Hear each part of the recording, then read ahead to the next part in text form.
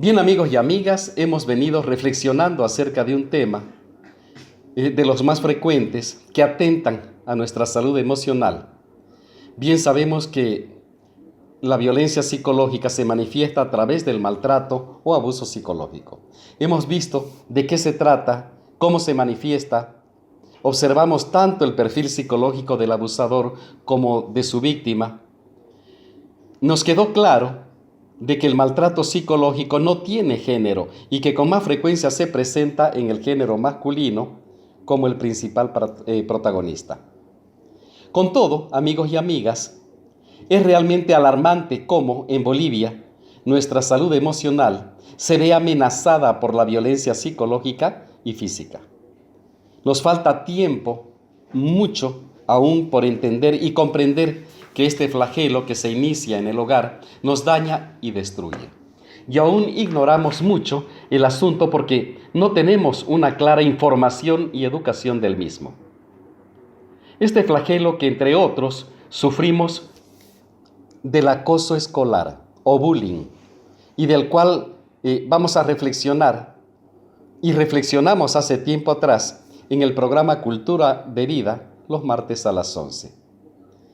El bullying no es un fenómeno nuevo, por el contrario, ha existido por años entre nosotros. Sin embargo, es en nuestros tiempos que se le ha colocado un nombre o etiqueta. Probablemente todos los recordamos a ese compañero de clases que disfrutaba jugándole bromas pesadas o acosando a los más tímidos o menos populares. Pero quizás en nuestra época las acciones no eran tan significativas o importantes como lo son ahora. Es por ello que quizá el acoso escolar ha tomado tanta importancia en los últimos años, ya que es alarmante la cantidad de casos de niños y adolescentes que lo viven y lo sufren. Sufren las consecuencias por ello, desde trastornos de ansiedad, baja autoestima, hasta depresión y, en el peor de los casos, el suicidio. En el programa de hoy vamos a profundizar este escabroso y muchas veces silencioso tema. Para ello hemos invitado a la licenciada en psicología Sarit Emily Burgoa Aguilar, que lleva años investigando en el tema. Sarit egresó de la Universidad Domingo Savio, tiene diplomados en psicogenealogía y en recursos humanos, una maestría en educación superior, un curso de posgrado de primeros auxilios psicológicos. Es psicóloga de la agrupación ALAS y encargada de llevar los casos bullying y ciberbullying y capacitación de talleres.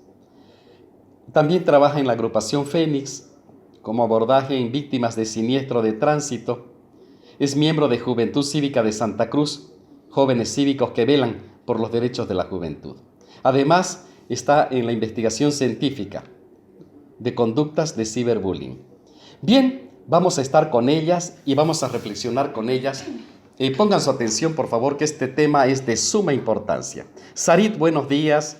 Gracias por estar hoy en nuestro programa de nuestra salud emocional y dedicarnos algo de su valioso tiempo para compartir con nosotros hoy en Radio María. En nuestro programa venimos reflexionando acerca del maltrato psicológico y esta vez quisiéramos tocar este tema realmente dramático y del cual muchos centros educativos, incluyendo padres de familia, no le dan importancia que realmente amerita. Buenos días, Sarit. Buenos días y muchas gracias por la invitación. Como bien lo decía inicial, es un tema que preocupa, que está dentro de actual, que está latente en cada uno de nuestros colegios, de nuestras unidades educativas, tanto como antes se hablaba de que esto no sucedía en colegios que no tenían mucha llegada a la tecnología, que no era parte de nuestra vivencia, de lo que estábamos pasando en Bolivia. Pero se ha visto claramente de que sí está sucediendo, sí es algo que pasa en nuestros medios, y prueba de ello hay muchas investigaciones que hoy en día están indicando, ¿no?, los parámetros, la prevalencia de, como usted bien lo decía también, la prevalencia en que se dan más en los varones que en las mujeres. Y es un tema que preocupa. Constantemente ha ido incluso mutando lo que es el acoso. El acoso siempre existió en lo que es en la etapa escolar. Si hacemos un poquito recuerdo, las personas que somos un poquito más mayores o los que somos más jóvenes, podemos preguntar a nuestros padres, a nuestros tíos, y van a poder un poquito recordar a aquellas personas de que sí existía. Pero ¿por qué hoy se está tomando en cuenta? Que muchas veces me preguntan eso, ¿por qué hoy recién se está tomando en cuenta? Bueno, no es que recién se esté tomando en cuenta lo que es el bullying, sino que ya años antes existía la violencia escolar, pero no tenía un nombre. El nombre surge de bullying en 1973 con Dan Olwes.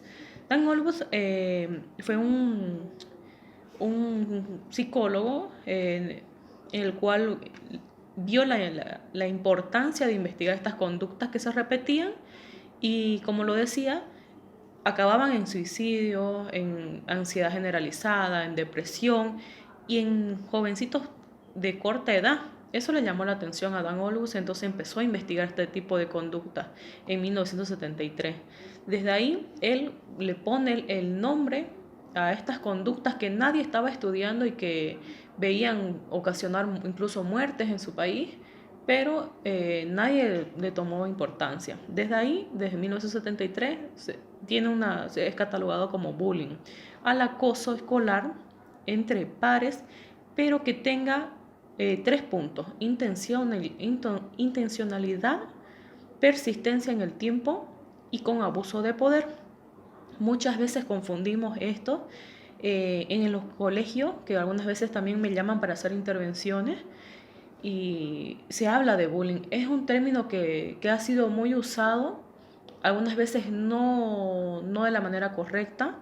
Es un término que se puso, como dicen los profesores, voy a hacer uso de sus palabras textuales, se puso de moda. Entonces, no había una buena definición, no estamos definiendo bien.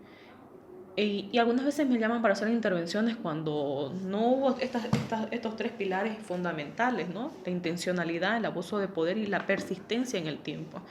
Si algunas veces me tocó un caso en el cual no le invitaron al cumpleaños de un compañerito, entonces llamaron para hacer una intervención porque decían que era un acoso escolar, que era bullying.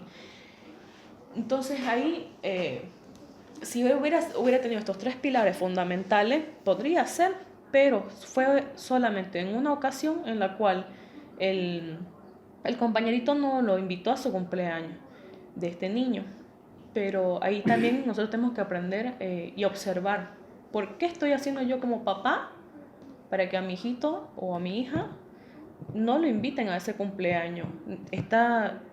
Estoy trabajando bien las habilidades sociales con él, cómo puedo apoyarlo, cómo puedo reforzar, y también de la otra parte, qué estoy haciendo yo como padre para que mi hijito o hija no invite a ciertos compañeros.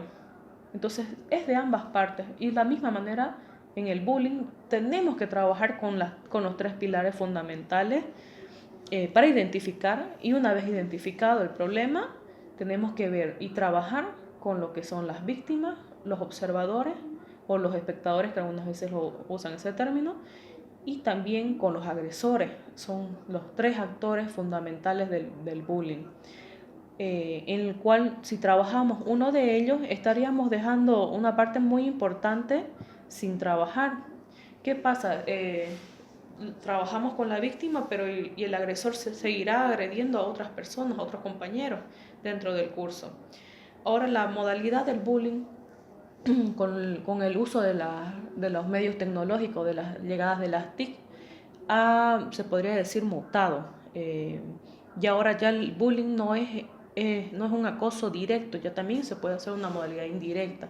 Y es ahí donde trabajamos lo que es el ciberbullying. El ciberbullying, en el cual ya el adolescente o el niño, al llegar a su casa, no se siente resguardado. En el colegio sufre y él busca un lugar seguro, que podría ser el hogar, que en algunos casos es el hogar que contiene, los padres que contienen. Él escapa de esa realidad en la cual lo aflige, lo conflictúa, está sufriendo en el colegio, pero en la casa el papá y la mamá y los hermanos, las personas con las que viven, la hacen con una contención. Pero en el ciberbullying transgrede todas esas barreras. El niño o el adolescente que sufre ciberbullying al llegar a su casa no tiene ese lugar seguro. Prende el celular o la computadora y los acosos continúan con un mensaje ofensivo, una publicación y un poquito más lo vamos a ir desglosando. ¿Desde cuándo se empieza a investigar el ciberbullying? Exactamente no se sabe muy bien desde cuándo se empezó a analizar esta conducta, desde cuándo ingresó. Pero hay un estudio en el cual en el 2000 se empieza a estudiar, y ese es el primer estudio que se hizo de las conductas de ciberbullying, que lo hizo Mitchell y Wallach, son unos también psicólogos investigadores, en los cuales ellos en su investigación a través del atentado que hubo en Estados Unidos, donde un adolescente participó de una matanza masiva en una de sus preparatorias de su colegio allá en Estados Unidos, y desde ahí fue cuando se empezó a atender estos tipos de conductas. Ahora también hay unos estudios muy interesantes que son de Maite Garay-Gordovil, que ella investiga las conductas de ciberbullying, y esas conductas son las que estoy trabajando, ¿no?, hoy en lo que es en nuestro medio, ¿no?, de Bolivia, mayormente en Santa Cruz, que es donde yo estoy trabajando, ¿no? Ahora también en el ciberbullying vemos los actores principales, que los mismos del bullying, pero ya esta vez con la terminología de ciberagresor, ciberobservador y cibervíctima, ¿no? Y ahí también dentro de estos actores está también lo que son los profesores, la escuela, que son la verdad el núcleo para poder trabajar, identificar, ya sea un trabajo preventivo. Es por eso que la función de los educadores es muy importante. Lo decía un escritor argentino, las semillas están esperando ser sembradas, y el mundo, las naciones necesitan que sembremos esas semillas hoy y que no nos espere que no nos llegue la madrugada sembrando, que no nos pille sembrando. Esto un poquito para reflexionar de que no siempre porque se dé en el colegio los papás no vamos a trabajar, o dejémosle la educación al colegio, que ya muchas veces se está tomando esa postura, ¿no? Ahora hay muchas fundaciones en Bolivia en las cuales están trabajando todo lo que es el bullying, el ciberbullying. Incluso está las fundaciones en redes, Voces Vitales en La Paz, la UNICEF, incluso la fundación de Viva, ¿no?, que es la fundación Estás Vivo. Hay muchas fundaciones en las cuales estamos abordando, de cierta manera apoyando y trabajando para que este tipo de conductas lleguen un poquito a disminuir en la prevalencia, que en los porcentajes que muestran, que no son muy alentadoras, ¿no? Si bien se está trabajando, hay muchas veces que ocultan la información en los colegios, se lo dejan pasar, dicen que son conductas de niños, entonces no se da la importancia que se debería tomar en este tipo de conductas. Las similitudes que muchas veces me preguntan si hay entre el bullying y el ciberbullying, las similitudes son la forma de agresión que siempre hay una intencionalidad de perjudicar a un individuo o a varios, porque recordemos que con la llegada de las tecnologías es muy fácil propagar una agresión. Es más, en un solo clic en la computadora o con el celular podemos propagar una información falsa, o incluso los famosos memes, ¿no?, que nos llegan y muchas veces nos causan gracia y los reenviamos. De esa misma manera ocurre el ciberbullying. Una información sonsacada, un comentario ofensivo en un grupo en el cual hay más de 50 personas o en diferentes grupos en los cuales estamos. Podemos hacer llegar, y ese es el peligro. ¿Y por qué es tan grave el ciberbullying? Porque hay un anonimato. No hay una percepción directa del daño en la cual estamos haciendo. Que en el bullying sí hay. Un compañerito lo ofende o lo empuja, lo golpea, y vamos a ver la reacción de esa otra persona, quizás el llanto, se pondrá triste. Entonces eso de cierta manera al agresor en algunas ocasiones lo frena a seguir repitiendo este tipo de actos. Pero en el ciberbullying no hay una percepción directa del daño. Estamos frente a una pantalla, frente a una pantalla que es la computadora o el celular. Hay una rápida propagación, que es lo que hablábamos, y es difícil de frenar, porque como sabemos, una vez subida la información en la red, ya es difícil de frenar. Y esa información no es nuestra. Esa información ya es de todas las personas que están conectadas en esa red tan grande, ¿no? Ahora, hay muchos tipos de ciberbullying, no solamente son comentarios ofensivos o imágenes, también tenemos lo que está de moda y hemos podido observar en nuestros medios de comunicación, el happy slappy o la paliza feliz, que esto ha hecho preocuparnos a todas las personas que estamos investigando y trabajando este fenómeno de agresión, que es la paliza feliz, engloba lo que es el bullying y el ciberbullying. Hay una agresión física, que sería el bullying, en la cual el estudiante sufre una agresión física o psicológica también, y se lo graba. Y esta grabación lo suben y lo publican, lo comparten en las redes, en las cuales están conectados en redes, por ejemplo, como Facebook, como WhatsApp o el Instagram, en el cual están usando mayormente, ¿no? También tenemos el sexting.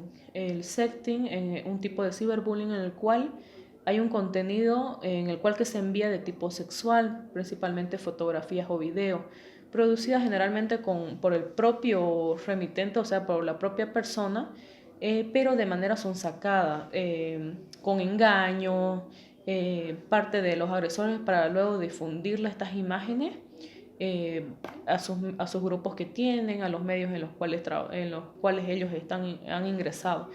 De manera también es el ingreso de las redes sociales un poquito con lo del anonimato, ¿no? Encubierto en un anonimato. Sabemos que Facebook tiene unas cláusulas en las cuales menores de edad no pueden ingresar, pero ellos agarran y cambian la edad. Podemos observar jovencitos de 10 años, 11 años, con ya dentro con una cuenta en Facebook, pero no cumplen con los parámetros de seguridad que tiene Facebook, pero tampoco se regula. Otro tipo de ciberbullying en el cual muchas veces nosotros incluso como adultos nos llegan y no estamos tomando en conciencia de esto, que es la difusión de imágenes con la intención de burlarse de la otra persona. Nos llegan los famosos memes, nos llegan esas imágenes que son sacadas de contexto, recortadas con programas para editar imágenes, y la ponen en un contexto diferente a la cual tenía de origen la imagen, y nos causa gracia, la compartimos. ¿Qué imagen, qué le estamos enseñando a los menores de edad, a los niños, a los adolescentes? Que eso es algo correcto, es correcto burlarse y compartirlo. Tenemos que hacer una culpa desde nosotros los adultos. Los niños y los adolescentes aprenden de la observación que tienen de su entorno, de sus primeras figuras, los niños que son los padres, su familia cercana. Entonces, todas esas cosas influyen en este fenómeno, van englobando en lo que ya todos conocemos, ¿no? Otra forma también que he visto que se ha dado mucho cuando hago las investigaciones o hago las intervenciones en los colegios, que es el robo de fotos o de información. Y eso está ocasionando bastantes problemas, sobre todo en secundaria, que lo he visto. Roban fotos de las cuentas personales y lo sacan de contexto, lo publican, o directamente se roban la contraseña de la cuenta y empiezan a enviar mensajes que no escribiría la persona. Publican ciertos comentarios en los cuales ofenden a otras personas y luego es difícil poder desmentir esa información porque están con nuestra cuenta privada. Es una cuenta en la cual todos podemos ingresar, ¿no? Y observar como les digo, en una cuenta, en una publicación, nos ven todos nuestros contactos y algunas veces incluso si no lo tenemos restringido, lo puede ver otras personas que no son nuestros amigos en esas cuentas. Entonces todas esas medidas tenemos que tener cuidado y concientizar en el uso de las redes, de las nuevas TIC a los adolescentes. No es solamente entregar, y eso me preguntaban algunos papás también en los cuales hemos trabajado, ¿cuándo es oportuno entregarle un celular a su hijo? Yo creo que primero tenemos que educar en qué uso va a tener ese celular, el cual le vamos a dar al menor. Otro, siempre supervisándolo, porque el adolescente o el niño, algunas veces hay papás que trabajan y necesitan comunicarse con sus hijos. Entonces eso también necesitan el celular como un medio de comunicación. Pero ustedes saben que estos tipos de conductas están incluso hay adolescentes que son para los padres que tienen un concepto de sus hijos que son como ellos lo dicen, ¿no? Son unos angelitos, pero no sabemos si ese angelito está sufriendo o está siendo parte de la agresión a otra persona. Entonces es tan serio el problema en el cual yo siempre les recomiendo que si se le van a dar un celular al menor, primero le informen el uso correcto de ese medio de comunicación. Porque yo les hago esta comparación. Es como tener un arma en el cual podemos o beneficiar o perjudicar a una persona o a varias. Porque con un solo comentario que hagamos ya estamos ocasionando un problema a un menor. Pero si nosotros, por ejemplo, somos espectadores de esa agresión y hacemos un frente, hacemos un alto, podemos romper esa cadena de repetición, podemos romper esa cadena de agresión hacia esa víctima y quizás así también hacer que frene esas conductas de agresión hacia esa persona o hacia varias. Entonces necesitamos reforzar reforzar un poquito en los espectadores. Por eso que le decía que siempre hay que trabajar con los tres actores, que algunas veces no trabajamos con los espectadores, nos dedicamos a trabajar con la víctima y el agresor, y algunas veces incluso confrontándolos en dirección, que esa es una medida en la cual no debemos hacer, ¿no? En la medida de las posibilidades en las cuales la dirección tenga la posibilidad de primero hablar con la víctima, que cuente qué es lo que está pasando, que nos muestre su vivencia, porque para nosotros no puede ser un problema porque somos adultos, pero para él es un problema y tenemos que ponernos en la postura de ese niño o de ese adolescente en el cual él está viviendo un problema realmente grave para él. Entonces, siempre con una escucha activa, siempre tratando de equilibrar ambas posturas, porque igual el agresor tiene un porqué. No es que nosotros nacemos, como decía una mamá, ¿por qué ese niño es agresor? No es que nacemos malos.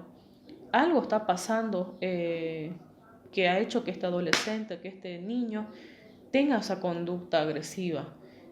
Algo pasa en la familia o incluso en el factor social de su entorno, en el colegio. Algunas veces me escuchaba decir que muchas veces las profesoras identifican a un alumno que es víctima porque tiene baja autoestima, porque es calladito. No siempre. Algunas veces me ha tocado trabajar con jovencitos que eran víctimas y eran el más popular del colegio, incluso del colegio, ni siquiera del curso. El mejor alumno, el que más destaca. No siempre la víctima tiene una baja autoestima. Algunas veces tiene las herramientas o los mecanismos para poder él solo salir, pero recordemos, el adolescente y mayormente el adolescente busca pertenecer a un grupo, busca la pertenencia y la aceptación de sus pares. Entonces, este adolescente le va a costar poder decir estoy siendo agredido, porque también tiene el temor de que tomen más represalias contra él. Y como les digo, ¿no? Ya ahora ya con el tema de las TIC, esto se ha incrementado. Entonces, si no le están haciendo bullying de manera física, al comentarlo, ese es el temor que tienen los adolescentes que siempre nos los manifiestan, que tienen miedo de que se tome mayor represalia contra ellos, que el curso se torne en contra de él, diciéndole que es chismoso, y esas son las, lo que ellos manifiestan, ¿no? Lo que ellos refieren. Pero eso tenemos que trabajar nosotros como educadores, que los educadores tienen un papel muy fundamental, ellos son los primeros en observar esas conductas, son los primeros en poder darse cuenta de lo que está pasando. Nosotros estamos un poquito lejanos, no estamos en aula todos los días. Algunas veces los estudiantes comparten más en el colegio que lo que comparten en casa. Entonces ellos son los primeros y los pilares fundamentales para poder frenar este tipo de conductas y hacer quizás con mucho trabajo de prevención, con programas o protocolos para actuar en estos casos ya identificados, para poder tener una escuela que nosotros lo llamamos una escuela segura, una escuela libre de bullying. Es un sueño el que nosotros tenemos, yo creo que la mayoría de los que trabajamos en estos fenómenos, de lograr tener escuelas libres de bullying, libre de acoso escolar. Hace poco nosotros publicábamos, igual en mi cuenta personal publiqué nosotros hallamos situaciones difíciles, resultados difíciles para poder trabajar, pero un niño cómo resuelve este tipo de problema tan sencillo que en la publicación que realizamos está una banquita, le preguntamos cómo podíamos resolver este problema a un niño de, no recuerdo si era 5 años o 6, 4 añitos lo recordé.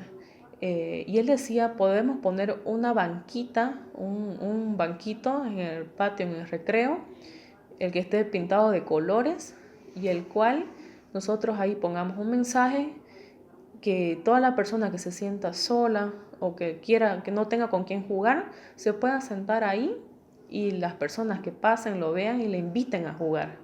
Un banquito para invitar a jugar al otro.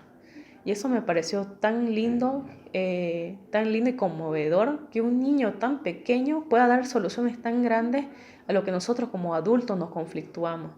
Y esos detalles, nosotros tenemos que aprender a escuchar a los niños y a los adolescentes, pero con una escucha activa, no solamente oír lo que dicen, que muchas veces incluso lo callamos, ¿no? Son soluciones de sus problemas que ellos mismos están vivenciando. Son problemas que para ellos son grandes, que para ellos es algo que no pueden llegar a resolver, algo bien significativo en su vida, y que ellos den esas soluciones me parece espectacular. Y ahí es cuando nosotros estamos viendo que ellos, nuestros adolescentes, nuestros niños, tienen esos mecanismos para poder resolver conflictos. Y desde ahí, y por nuestra cultura, incluso estábamos intercambiando no hace mucho con una psicóloga de España las conductas de ciberbullying y de bullying. Y ella decía que allá en su país, en los Países Vascos, no tenían ese mecanismo de avisar, de avisar a un otro, a una persona adulta, de hacer frente a cuando ven a un compañerito sufrir de estas conductas o agresiones.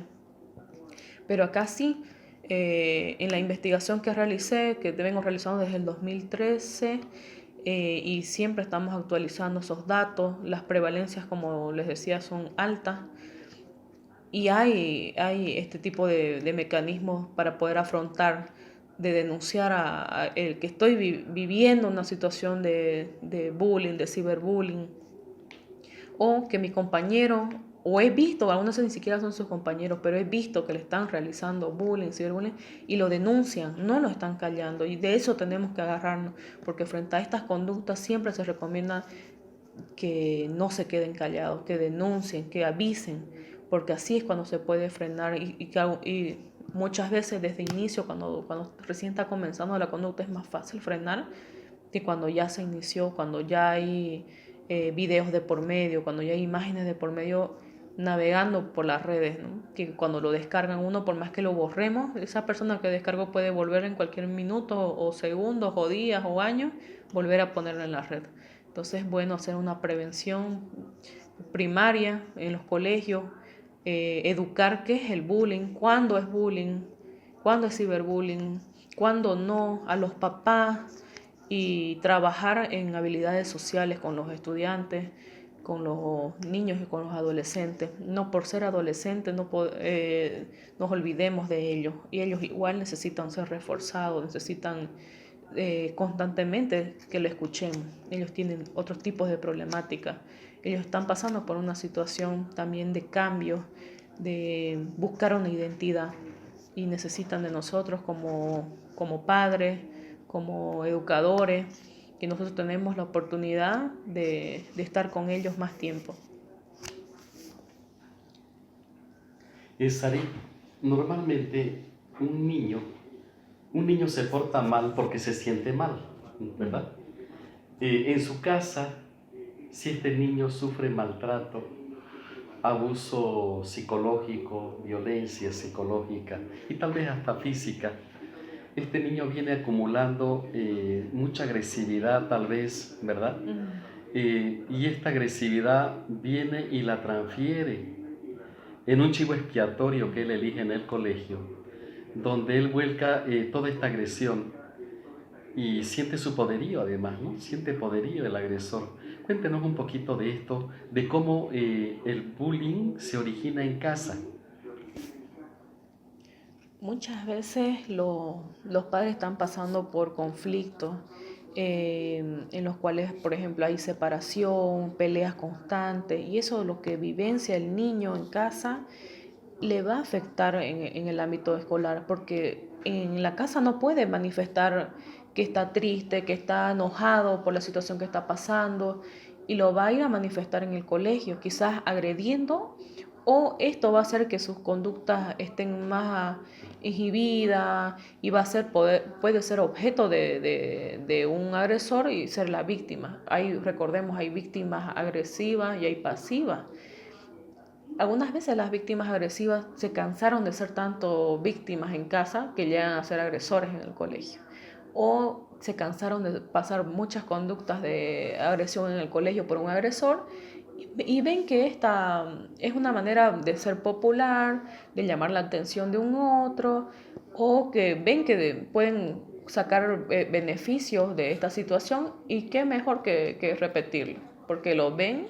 Eso es lo que estamos, si no frenamos, lo estamos desensibilizando, de que es correcto abusar de otra persona para obtener mi propio beneficio. Muchas veces, algunas veces, y esto con la neurociencia que entraron, nos hablan de que evitemos tener conflictos delante de los hijos. Pelea. Ellos sí tienen que evidenciar cuando ya, por ejemplo, algún conflicto, pero también la resolución, resolver ese conflicto entre padres que hay, porque de eso él aprende. Él observa de que hay un conflicto, pero sí hay una solución, sí podemos sacar una solución de ese conflicto que hay, de esa pelea que hay, que no concuerdan en ideologías, no sé, en alguna vivencia que tenga la familia, pero muchas veces no hay esa resolución de conflictos dentro de casa, y es pelea constante, incluso llevan a golpes y todo, y los niños tienen que evidenciar eso. Me tocó un caso, como nos puso de ejemplo, en el cual era un adolescente de 13 años, el cual todos los días veía cómo el papá la golpeaba a la mamá.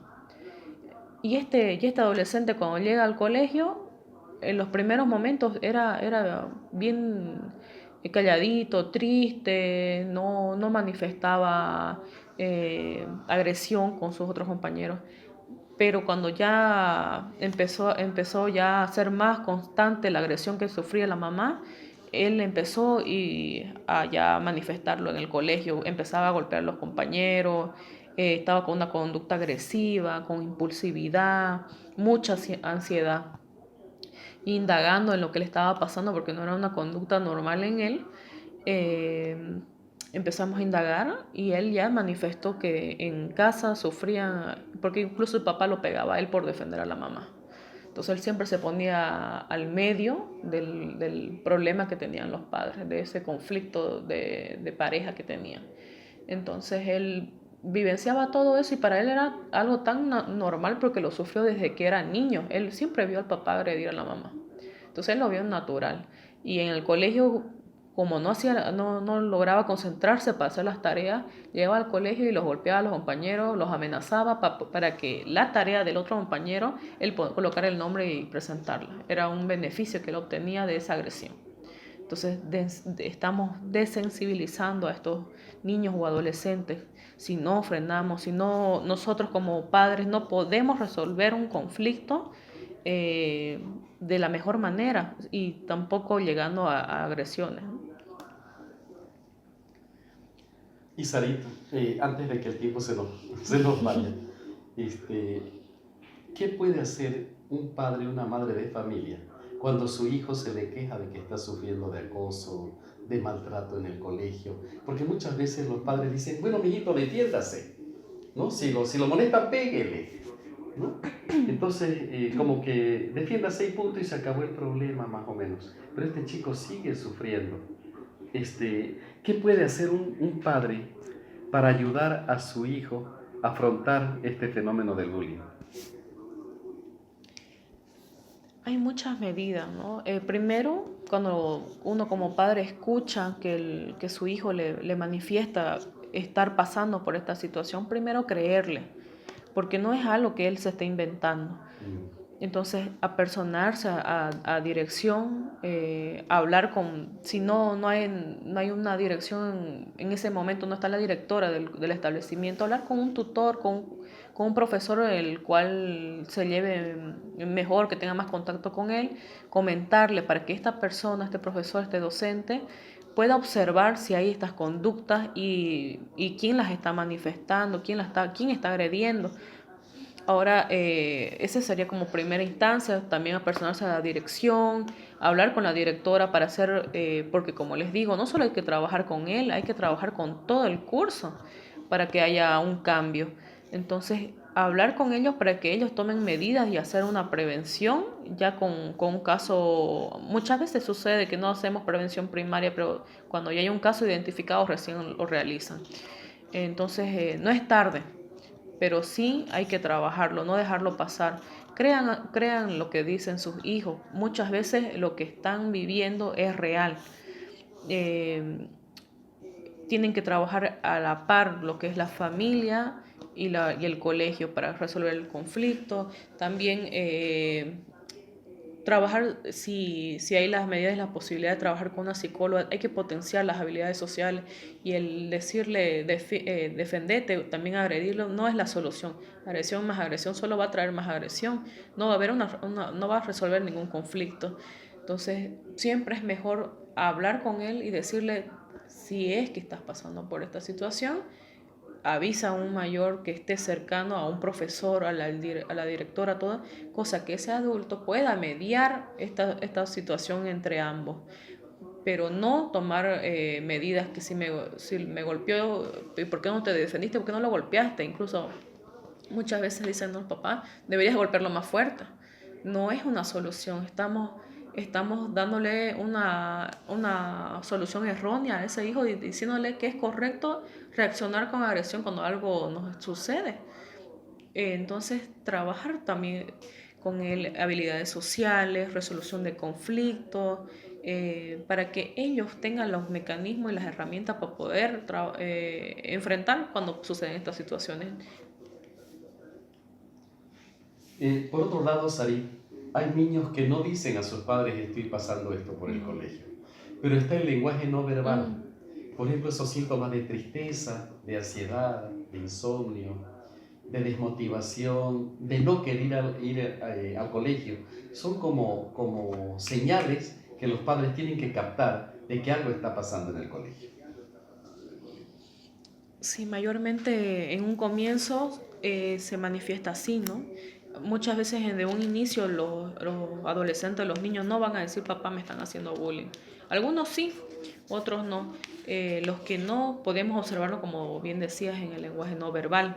Hay un cambio de conducta de esa persona, de ese niño, de ese adolescente. Hay insomnio, pérdida del apetito, no están con una ansiedad y mayormente no quieren ir al colegio, postergan, inventan que están enfermos, que no hay clase, y a todas esas conductas el papá tiene que estar atento a ese cambio de conducta, porque los papás conocen cómo reacciona, cómo se comporta su hijo. Entonces, cuando le llame la atención alguna conducta, persónense al colegio, hable con un profesor el cual esté con él, pase mayor tiempo, hable con su hijo, ustedes agarren un espacio en el cual no haya contaminación, que no esté prendido el televisor, no los estén apurando. Si tienen otros hijitos menores, déjenlo a cuidar del papá unos segundos y hablen con él, o el papá puede hablar también, ¿no? Pero dése un espacio en el cual no haya un factor que contamine, que el adolescente, que el niño tenga ese espacio para poder conversar y poder trabajar con él en medida de lo que ya él le manifiesta al padre, ¿no? Sí, Sarit. Por otro lado, a estos muchachos que sufren de bullying, por lo general usan un mecanismo de defensa, que es la evitación, y se cubren, se ponen como en una burbuja de protección y se refugian en alguna adicción. Por ejemplo, la adicción a las pantallas, que está muy en boga, como los celulares, los juegos de internet, la misma tele, ¿no? Y es una forma de escapar de la realidad y no sentir esa angustia de afrontar esta situación. Por otro lado, es un factor, el bullying en sí mismo es un factor de riesgo para el consumo de sustancias psicoactivas, ¿verdad? Es uno de los factores, porque hay muchos factores, no hay factores ambientales, el factor de riesgo muchas veces está en la familia también, pero sí es uno de los factores que influye, porque como bien lo decías, su mecanismo de defensa, de esa evitación, de salir de ese mundo en el cual hay agresión, y es una manera de escapar de su realidad. Entonces, mayormente inciden en esto, pero no siempre. Algunas veces no llega al consumo, pero sí con problemas de ansiedad que van a necesitar ser incluso algunas veces hasta medicados, porque no pueden conciliar el sueño. Entonces son muchos, este factor lleva a muchas otras desencadenantes, ¿no? Uno de ellos, como bien lo decías, puede ser el consumo. Por evitar y por evadir su realidad. Sarit, agradezco mucho tu asistencia, tus conocimientos y esa alma de investigación que tienes, que prestas un servicio enorme y realmente necesitamos mucho en Bolivia de esto, realmente. Gracias por estar y hasta otra próxima oportunidad. No, muchas gracias por la invitación y siempre presta para poder un poquito llevar el poco conocimiento que tengo en esto, lo que es la investigación, que me apasiona, y trabajar, porque no solamente es investigar, también una vez detectado hay que trabajar en el problema. No podemos desligarnos solamente a investigar y quedarnos con ese conocimiento, tenemos que compartirlo. Y muchas gracias por darme el espacio para compartir este conocimiento. Gracias, Sarit. Como te dije, la próxima vez, si te animas, vamos a estar acá contigo. Queridos amigos y amigas, gracias por estar en su programa Nuestra Salud Emocional. Tengan ustedes muy buenos días y tengan una semana preciosa, bajo la bendición de Dios. Hasta luego.